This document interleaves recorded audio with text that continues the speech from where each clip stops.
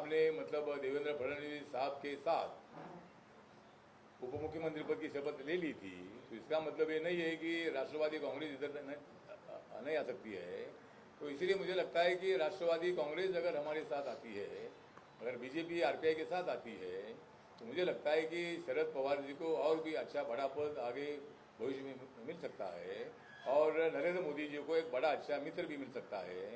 तो इसीलिए मुझे लगता है कि मेरा राष्ट्रवादी कांग्रेस को भी आह्वान है कि देश के विकास के लिए, महाराष्ट्र के विकास के लिए पवार साहब ने शिवसेना के साथ रहने से कोई फायदा नहीं है, उन्होंने बीजेपी के साथ आना चाहिए। सुशांत सिंह राजपूत दिल्लीचं अधिवेशन आता संपलेलं आहे. शरद पवारांनी भाजपाच्या नेत्यांच्या काही भेटीगाठी घेतल्या का? तुम्ही स्वतः आता दिल्लीमध्ये होता. नाही, भेटीगाठीवर काही घेतल्या नाही आहे, परंतु ठीक आहे, माझं मत आहे ते, माझं ते त्यांचं मत आहे असं मी म्हटलेलं नाही आहे. मला असं वाटतं की शरद पवारांनी इकडं यावं, हे माझं मत आहे आणि त्याच्यावर त्यांनी विचार करावा. जसं मी मागच्या वेळेला सांगितलं होतं की राहुल गांधी अध्यक्ष बनायला तयार नाही आहेत, सोनिया गांधी अध्यक्षपद सोडण्याच्या तयारीत आहेत, मग अध्यक्ष करायचं कुणाला, म्हणून मी असं म्हटलं होतं की राष्ट्रवादी काँग्रेसमध्ये विलीन करा आणि शरद पवारांना काँग्रेसचा अध्यक्ष बनवा, असे माझं म्हणणं मांडत होतं. भाजपा को शिवसेना के साथ आने के लिए कह रहे हैं, लेकिन अन्य राज्यों में जो हालत है भाजपा की, अगर हम देखें तो उन्हीं के घटक दल उनका साथ छोड़कर अलग हो रहे हैं, तो ऐसे में आप क्या भाजपा को सलाह देना चाहेंगे? नहीं, मैं भाजपा को सलाह ये देना चाहूंगा कि क्या शिवसेना तो अपने खुद से नहीं निकल गई, हमने उनको थोड़ा नहीं निकाला है, हम किसी को निकालते नहीं है. हम तो अकाली दल भी खुद गया है. अकाली दल का पूरा बेस किसानों पर है उनकी पार्टी, और कांग्रेस पार्टी ने किसानों को भड़काया था और इसीलिए मतलब उनको नाइलाज करते हुए उनको एनडीए छोड़ना पड़ा है. लेकिन कुछ दिनों के बाद वो एनडीए के साथ आएंगे और अगर ये दोनों ने साथ छोड़ा है, इसीलिए एक नए मित्र की हम साथ लेना चाहते हैं और वो मित्र है शरद पवार जी, तो उनकी साथ भी हमें मिल सकती है. आगे और भी कोई पार्टी हमारे साथ आ सकती है, बहुत सारी पार्टी है, बीजू जनता दल है, हमारा जगन मोहन रेड्डी का पार्टी है, ऐसी बहुत सारी पार्टियां हैं कि वो पार्टियां एनडीए के साथ आ सकती है. और अभी जगन मोहन रेड्डी आज दिल्ली में आकर अमित शाह साहब को मिलकर गए हैं, तो इसका मतलब ये है कि जगन मोहन रेड्डी अगर ये दो गए हैं तो दूसरे दो लेने के चक्कर में हम लोग हैं और इसीलिए दो कोई साथी हमारे साथ आ सकते हैं. सर, क्या पायल घोष मामले में अभी तक मुंबई पुलिस ने अरेस्ट नहीं किया है अनुराग कश्यप को, जैसे मांग कर रहे हैं, तो क्या ये आप चाहेंगे कि ये मामला सीबीआई को दिया जाए? अभी ये मामला सीबीआई को अभी तक देने की मांग नहीं है. अभी मुंबई पुलिस क्या करते देखते हैं. अगर मुंबई पुलिस को कोई यश आया नहीं, जिस तरह हमने दिशा सालियन के मृत्यु की इंक्वायरी सीबीआई द्वारा करने की मांग हमने की है कि दिशा सालियन के घर में उसी दिन पार्टी थी और वो पार्टी के टाइम पर कैसे आत्महत्या कर सकती है, उनके पास कोई सुसाइड नोट नहीं है, आत्महत्या का कोई पत्र उनके पास नहीं है, तो उनके घर में पार्टी उन्होंने बुलाई है, तो वो कैसा जम मारकर मर सकती है. तो इसीलिए उनको किसी ने वहाँ फेंका होगा 14 माले से, ऐसी शंका है. लेकिन मुंबई पुलिस ने फौरन ही उनका मतलब बॉडी देखा, वो बॉडी में पूरे कपड़े भी नहीं थे, तो इसका मतलब उनके ऊपर अत्याचार करके उनकी बॉडी ऊपर से फेंकी होगी, ना कि अपनी बदनामी ना हो. तो उसकी मुंबई पुलिस ने ठीक इंक्वायरी नहीं की, एकदम बोला कि आत्महत्या है तो आत्महत्या है, तो उनके पास सुसाइड नोट थी क्या, उनकी पार्टी थी तो क्यों मतलब आत्महत्या करेगी. ये सवालों पर मुंबई पुलिस ने ध्यान नहीं दिया. मुंबई पुलिस बहुत बड़ी एक्सपर्ट है. और मुंबई में कोई एक मर्डर अगर एक आदमी का होता है तो 24 घंटे में 48 घंटे में वो आरोपी को पकड़कर जेल में डालते हैं. लेकिन एक केस में ऐसा नहीं हुआ, सुशांत के केस में ऐसा नहीं हुआ.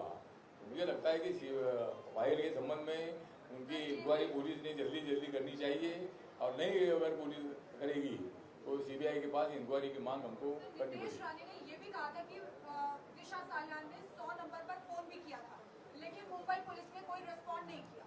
हाँ, तो मतलब जिस तरह ये जानकारी है कि कुछ लोग अंदर जा रहे थे, बाहर आ रहे थे और उनके ऊपर शायद उनके मास्टर बेडरूम में अत्याचार हो रहा था, तो जब उन लोगों ने कुछ ऐसा एक किया होगा, तभी 4-5 लोगों ने मिलकर उनको आवाज़ वगैरह करने का मौका नहीं दिया होगा और फिर उन्होंने 100 नंबर को फ़ोन भी किया, लेकिन तब मुंबई पुलिस आई नहीं. जब वो उनका बॉडी नीचे मिला तब मुंबई पुलिस आई, तो मुंबई पुलिस को खबर थी कि उनके घर में पार्टी थी करके. इसीलिए हमारा डाउट है कि भाई उनका भी हत्या हुई है और उनकी हत्या सुशांत सिंह राजपूत की हत्या से भी निगड़ित हो सकती है. इसी तरह मुझे लगता है कि जब सुशांत को मालूम हुआ तो उनको डर लगा था कि भाई मेरा भी ऐसा हो सकता है क्या, और ऐसा ही हुआ। मतलब 6 दिन के बाद 14 तारीख को 14 जून को सुशांत सिंह राजपूत की हत्या हुई। अभी आत्महत्या बोल रहे हैं, लेकिन सीबीआई ने जल्दी इंक्वायरी करनी चाहिए। और जो फिल्म एक्टर और एक्ट्रेस है जो ड्रग ले रहे हैं, अभी मतलब एनसीबी की इंक्वायरी बहुत ज़्यादा चल रही हो, चलने दो, लेकिन सुशांत के मर्डर की या सुशांत की आत्महत्या की जो इंक्वायरी है ये सीबीआई ने जल्दी पूरी करनी चाहिए, ऐसा हमारा कहना है। My question is for Payal. अरे इनको पूछो। हाँ पायल। हाँ Payal ji, how do you come out and look at this? You have been so vocal. You came out in public, you spoke about what you have undergone. It's an unfortunate fact and yet there is no action that has been taken on Mr. Kashyap. क्या आपको लगता है कि government is trying to save Mr. Kashyap in some or other way, and See, that's the reason why you're not getting justice? See, Mumbai has been very well known for protecting women, and मैं इतने सालों से मुंबई में हूँ, हमेशा safe feel की हूँ मुंबई में। पुलिस मुझे कोऑपरेट कर रहे हैं, लेकिन अगर कोई ऊपर से या कोई इन्फ्लुएंशियल लोग उनको दबाव में डालेंगे तो उनके हाथ में कुछ नहीं रहता। लेकिन मेरा personal experience with police is they are cooperating me, they are very nice to me, but कभी कभी उनके हाथ की मतलब उनमें नहीं रहता चीज। It goes if he gets like any other an influential people pressurize them, then they cannot do anything. आपको एक बार रिप्लाई करना चाहती हूँ, इनको बोलो मैजिस्ट्रेट के पास आपने जो बताया, हमने मांग रखी है कि मेरा स्टेटमेंट रिकॉर्ड किया जाए मैजिस्ट्रेट के सामने, ये हमने मांग रखी है पुलिस के सामने।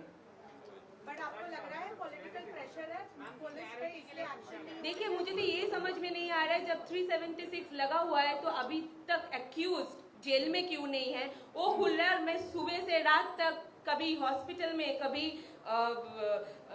पुलिस स्टेशन में, कभी इधर कभी उधर क्वेश्चनिंग, सब कुछ मेरे साथ हो रहा है। लेकिन जो एक्यूज है वो आराम से घर पे बैठा हुआ है, और पता उनको शायद ये भी फील होगा कि मेरे साथ लोग हैं जो ये चीज वो कुछ दिन भौंकेगी, कुछ दिन बोलेगी, कुछ भी होगा, फिर कल हम दबा देंगे, तो चुपचाप वो आराम से बैठे हुए हैं। होम मिनिस्टर अनिल देशमुख को मिलना चाह रही हैं आप? क्योंकि हाँ। एक्शन नहीं हुआ अब तक। हाँ जी, वो मेरे जो लॉयर है वो हम लोग डिसाइड करेंगे, और आगे भी क्या करना है वो हम लोग सोच रहे हैं, आगे कैसे जाना है, इनसे बात कीजिए। इनका पायल जी का स्टेटमेंट मैजिस्ट्रेट के सामने अंडर सेक्शन 164 दर्ज किया जाने वाला है।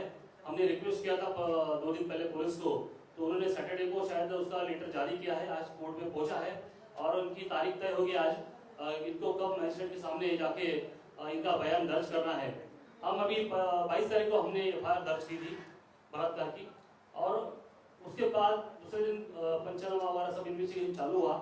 लेकिन हमने शुरुआती तौर पे मैंने कहा था कि हम पुलिस को सिर्फ 7 दिन का टाइम देंगे, 7 दिन का समय सफिशिएंट होता है पुलिस को इन्वेस्टिगेशन करने के लिए और आरोपी को गिरफ्तार करने के लिए।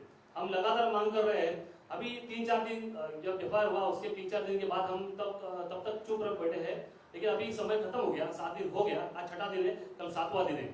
हमने पुलिस को बोला था, लगातार बोल रहे कि उसको गिरफ्तार करो, पायल की जिंदगी खतरे में है। उन्होंने ट्वीट किया था कुछ दिन पहले, ट्वीट के जरिए उन्होंने कहा था कि अगर मेरी बॉडी लटकी जाती है तो उसको आत्महत्या नहीं माना जाए, उसको खून माना जाए, ऐसा कहा था। यानी कि उसको इतना डर लग रहा है बाहर घूमने के लिए।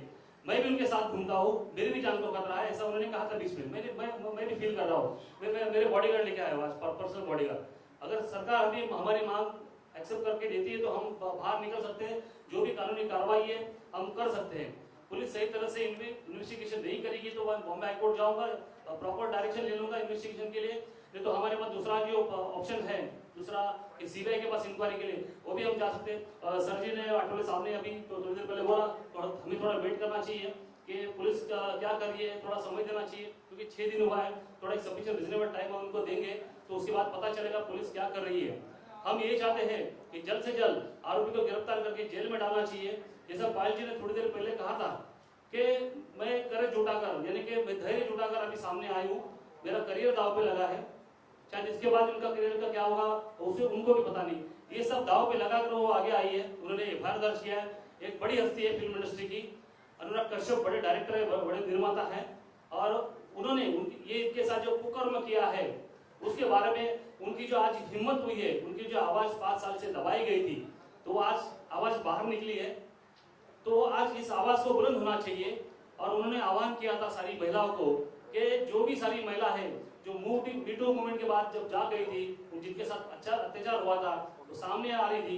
लेकिन ये पुलिस का ऐसा बर्ताव या ऐसी असफलता ये पुलिस केस में अगर मिलती है, कोई भी महिला सामने नहीं आएगी, क्योंकि उनको मालूम है एक तो उनकी शिकायत दर्ज नहीं की जाएगी। अगर शिकायत दर्ज भी हुई तो पुलिस उसमें गिरफ्तारी नहीं करेगी। अगर गिरफ्तार भी किए तो सबूत नहीं जुटा पाएंगे। बाद में एक केस को आरोपी को क्लीन चिट मिलता है, समरी रिपोर्ट बी यानी बी क्लासिफिकेशन या सी क्लासिफिकेशन कोर्ट में फाइल होता है, आरोपी बेदिक्कत निकल जाता है और उसके खिलाफ कोई एक्शन होती नहीं।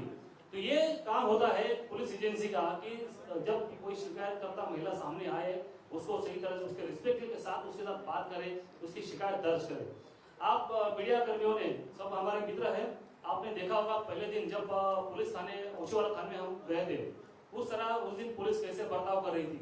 इतने रात को 2 बजे तक हमको बिठा के रखा। उस दिन भी हमको हरेसमेंट हुआ था। यहाँ पर वर्षों में हमारी शिकायत दर्ज हुई। उसके दूसरे दिन तीसरे दिन दोपहर को 3 बजे से लेकर रात को 11 बजे तक, यानी कि 7 घंटा अस्पताल में इनको बिठाया गया। वो उस दिन काफी नहीं हुआ तो दूसरे दिन इनको फिर से बुलाया, फिर 7 घंटा बिठा के रखा। तो मेडिकल टेस्ट के लिए एक महिला को ये हैरेसमेंट है।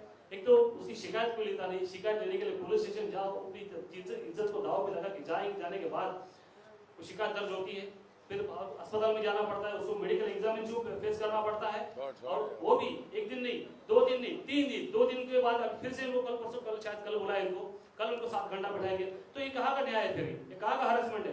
मैंने दूसरे भी अस्पताल में मैंने बहुत सारे क्रिमिनल ट्रायल चला है, दूसरे अस्पतालों में भी मेडिकल होता है। एक दिन में जो जांच करके जो विक्टिम होती है उनको एक सुखद अनुभव होना चाहिए, वहाँ पर एक अच्छा फील होना चाहिए, कंफर्ट लेवल फील होना चाहिए।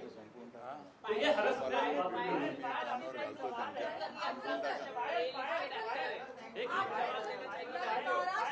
महाराष्ट्र में आपसे सवाल है आगे सर, महाराष्ट्र में कानून पर विश्वास उठ गया है। महाराष्ट्र में कानून पर विश्वास उठ गया है, इसीलिए गांधीगिरी में जाने की जरूरत पड़ रही है, क्योंकि कानून पर से विश्वास उठ गया है। महाराष्ट्र के अंदर कानून व्यवस्था ऐसी है। मतलब महाराष्ट्र में जिस तरह सुशांत सिंह राजपूत के प्रकरण से ऐसा लग रहा है कि भाई कानून से हमारा विश्वास उठ रहा है। कानून तो है, बाबा साहब अम्बेडकर जी ने संविधान दिया है और संविधान के मुताबिक हम लोग काम करना चाहते हैं। सरकार का कोई भी हो, सरकार ने पुलिस ने जो वर्दी पहनी है तो पुलिस ने वर्दी का अपमान नहीं करना चाहिए। कोई भी ऊपर से दबाव लाएगा तो भी उन्होंने इसका नहीं मानना चाहिए। अगर हम भी बहुत बार मेरे पास कार्यकर्ता आते हैं और वो बोलते हैं हमको ऐसा अरेस्ट किया है, लेकिन पुलिस बोलते हैं नहीं उन्होंने चाकू मारा है किसी ने हमको अरेस्ट किया है, तो हम ज़्यादा नहीं बोलते, हम उनके ऊपर ऐसा दबाव नहीं डालते हैं। तो सरकार ने भी दबाव नहीं डालना चाहिए या किसी ने भी दबाव नहीं डालना चाहिए। जिस तरह भी मैंने मांग किया था कि जो ड्रग लेने वाली जो फिल्म एक्ट्रेस और एक्ट्रेस है, तो खाली फिल्म एक्ट्रेस के नाम आ रहे हैं, फिल्म अभिनेता के नाम नहीं आ रहे हैं। बाकी अभी करण जौहर का नाम आया है, लेकिन उनके ऊपर हम ऐसा अन्याय होगा ऐसा हम नहीं चाहते हैं। लेकिन करण जौहर की पार्टी में अगर ड्रग का यूज हुआ होगा, अगर वो एनसीबी के पास जानकारी होगी, तो एनसीबी किसको छोड़ने वाली तो नहीं है, चाहे वो कोई भी पकड़ा आदमी हो।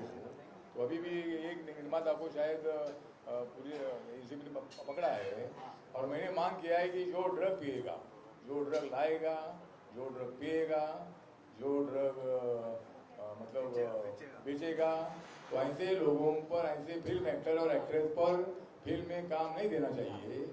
हम सभी निर्माताओं को मांग करते हैं, डायरेक्टर को मांग करते हैं कि ऐसा ड्रग लेने वालों को फिल्म में काम नहीं मिलना चाहिए। तो अगली पीढ़ी सुधर जाएगी, अगले जो फिल्म एक्ट्रेस सुधर जाएगी कि अगर हम ड्रग लेंगे तो हमको काम नहीं मिलेगा। तो ये मेरी मांग है कि, और सरकार ने भी मतलब अभी ये तो काम किसको देना है वो तो उनका अधिकार है, लेकिन अगर ऐसा काम उनको देंगे तो उसका फिल्म का शूटिंग जो है बंद करने का काम मेरे पार्टी कार्यकर्ता करेंगे। ऐसे लोगों को काम नहीं देना चाहिए, ऐसा हमारा मांग है। हमने देखा कंगना रनावत पे जैसे ही अत्याचार होने लगा, उनका ऑफिस तोड़ा, आप उनके लिए खड़े रहे। आज आप पायल घोष के लिए खड़े रहे। उत्तर प्रदेश में एक दलित महिला के साथ उनका रेप करके उनकी जीभ काट दी, क्या आप उनके लिए खड़े रहोगे? हाँ, तो मतलब जहाँ दलित पर अन्याय होता है तो मेरे जहाँ कार्यकर्ता पूरे देश भर में है, जहाँ भी महिला पर अन्याय हो या किसी भी आदमी पर अन्याय हो, मेरी पार्टी दलित की पार्टी नहीं है, मेरी पार्टी सब जाति धर्म की पार्टी है। और मैं भी खड़ा रहूंगा, जो मतलब मेरे पार्टी के कार्यकर्ता। आप मिलने जाओगे वो लड़की को? हाँ, वो लड़की को मिलने जाओगे क्योंकि आप कंगना रनावत से मिले, आप पायल घोष से हाँ तो ठीक है, मैं उनको भी मिलूंगा। मैं जहाँ जहाँ अन्याय होता है वहाँ मैं जाता हूँ, और ऐसा अन्याय होता है तो जिन्होंने अन्याय किया है उनको पकड़ने की मांग मैं करता हूँ, उनको मैं जेल में डालते हैं। तो हमारी भूमिका हमेशा न्याय की रहती है, अन्याय की भूमिका हमारी नहीं रहती है। अच्छा पायल, आपसे एक सवाल है, क्या अभी तक आपने कोई थ्रेट रिसीव किया है, किसी का धमकी भरा फोन आया या कुछ आया? देखिए, एक तो मैं no, I am not taking calls because there are many innumerable calls are coming which are not saved in on my phone, so I am not taking calls. लेकिन एज सच मैंने जो बाहर से फील किया, जो मेरे दोस्त, जो उनके करीबी लोग हैं, जो मेरे भी दोस्त हैं, उन लोगों ने मुझे बार बार बोला है पायल घर से अकेले नहीं निकलना, नीचे तक तुम नहीं जाओगे अकेले, और बहुत केयरफुल रहना है क्योंकि you know what kind of people they are a kind of mafia gang. And every time even my dad said कि तुम कलकत्ता चले आओ। मैंने बोला नहीं, बॉम्बे बहुत अच्छे है और मेरे साथ रामदास जी जैसे लोग हैं, वो हमें सुरक्षा प्रदान करेंगे और मेरे साथ खड़े हैं, और मुझे इसको लड़ना है, मुझे भागना नहीं है।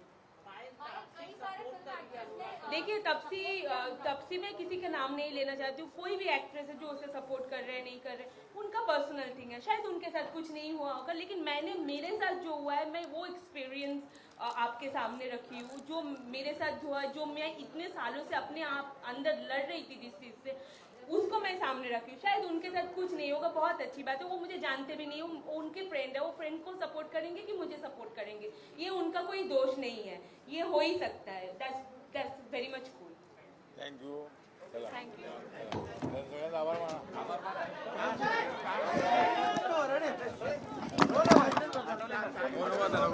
एक सवाल ले ले।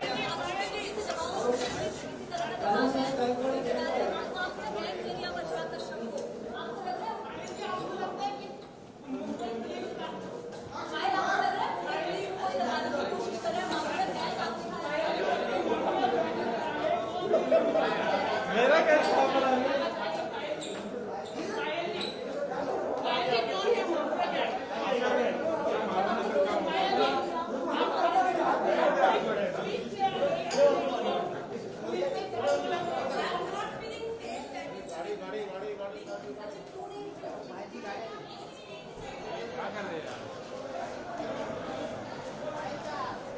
Let's go.